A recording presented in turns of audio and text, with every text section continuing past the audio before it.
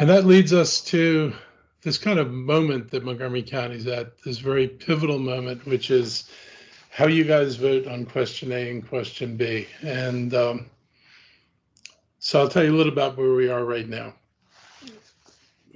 The county changed the charter 30 years ago. And back then they changed the charter and they limited the revenue to the revenue you collected the previous year plus inflation. And that seemed reasonable because back then inflation was running 4 or 5% a year. You'd have a regular growth in your revenues. It more or less worked. There were two other things after the sentence that talked about using last year's revenues as the base multiplied by inflation. It said an exempt from that limit were taxes that the county collected on new construction and on rezonings of property. So amazingly, for 30 years, the county has never captured a dime from rezoning of the property. So when we massively upzone places like White Flint 2, like White Flint or Bethesda, and the property values increased, instead of the delta in those commercial property values being added to the tax base, it was never added to the tax base. Instead, the revenue that came in from the increased assessments just went to the amount of money to the limit that was created by limiting the revenues to last year's number times inflation. So our base didn't grow. It just shifted the tax burden. So new construction came in, and the total amount of tax we could raise didn't really increase. And on new construction, we captured 1 out of 3 years of new construction. On the property values, we didn't increase it. We didn't catch any years. So basically, while the assessments went up, the money only served to contribute to the limit rather than building the limit. And that meant that we did not raise the money we needed for schools and transportation, for services, for libraries, for all the things that contribute to the quality of life in the county. So, Rich and I, Rich Madaleno, we were puzzling last winter about why it was that people were complaining about higher tax rates and 10% increases in their taxes when we all knew that our revenues were limited by inflation, which was next to nothing. And it turned out that it was exactly the problem. We went back and looked at the charter, and the charter laid out that you could only raise it the way I described, last year's revenues times inflation. And it didn't limit anybody's property taxes. So if you got reassessed and you got a 30% reassessment, you would actually pay the higher tax. You would be assessed that there's the 10% limit every year. So you would get 3 years of assessments that went up 10% each year. You would pay 10% each year as they went up. But the money you were paying just counted against the cap, and that meant somebody else's taxes went down. So we pulled some random addresses out of the county property tax database, and we found, like in Silver Spring, a neighborhood where houses had gotten reassessed and the values went, for example, from about $500,000 to $550,000. And that person got a 10% tax increase. We looked at homes in Potomac that were worth $2 million, and the assessor had assessed them at the same amount over 3 years. So from 1 year to the other, there was no increase in their assessment. Their taxes went down every year because the people who had gotten the 10% increases were paying more money. And since I had a limit on how much I could collect, I had to lower the tax rate. So people whose assessment didn't go up paid a lower tax rate and actually paid less money.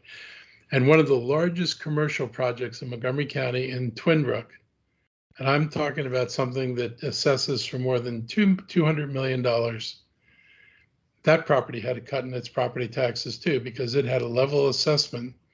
And so it didn't grow in assessed value every year. And the only thing that happened was, since more people or some people were paying more in taxes, they got to pay less in taxes. That's not the way the tax system's supposed to work, not the way it was meant to work. The staff in the county misinterpreted the charter for 30 years, completely misinterpreted a simple English sentence that said these things were exempt from the limit. There were no adjectives, no adverbs, no modifiers, no subjunctive clauses. It was just these things are exempt. The county never added them to the base. We lost over $200 million in this time period. So this amendment, voting for question A, which is supported by myself and the council, would deal with that. It would shift the limit to a limit on the tax rate rather than a limit on the amount of money the county could raise. So that would mean that in order to change the rate upwards, the council would have to vote as a 9-member majority. You couldn't do it with 8 votes. It would require a 9-member majority to do it.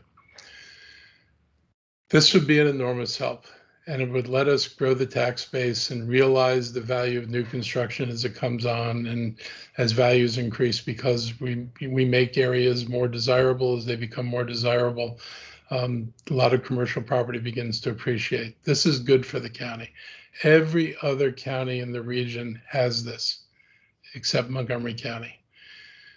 Question B is a disaster, because question B leaves everything that's bad about the current system in place. And then Robin found the way to make it worse. The current system says you could increase taxes beyond, or you could increase revenues beyond last year's revenues by more than the inflation rate if you have 9 votes on the council. In other words, you'd have to have unanimous council to be willing to do that. This amendment sets the rate permanently with no ability for unanimous council to raise the rate or to raise the amount of revenue it brings in. So here's our disaster scenario for this year.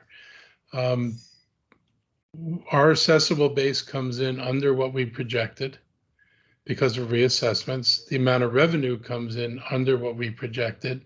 This lower number becomes the base, and it can only be increased by the inflation rate, and there may not be any inflation.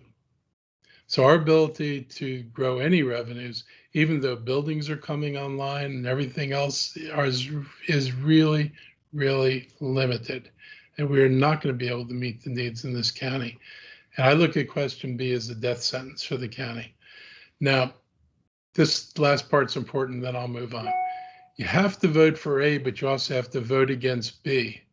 Because if you vote for A, it's just a vote for A, and it is possible under this system for A to pass and for B to pass. If both of these things pass, then nothing passes. And then we're stuck with the system now with all of the limitations, and the only escape valve being you need a 9-member vote to change things. But it's too limiting, and it creates too much of a problem, and it doesn't let us capture the assessments properly. So I'm begging people, and this is one of these things where, you know, the leadership on the council and on my side of the street are in absolute harmony. We need to vote for A, and we need to kill B. I'll leave it at that.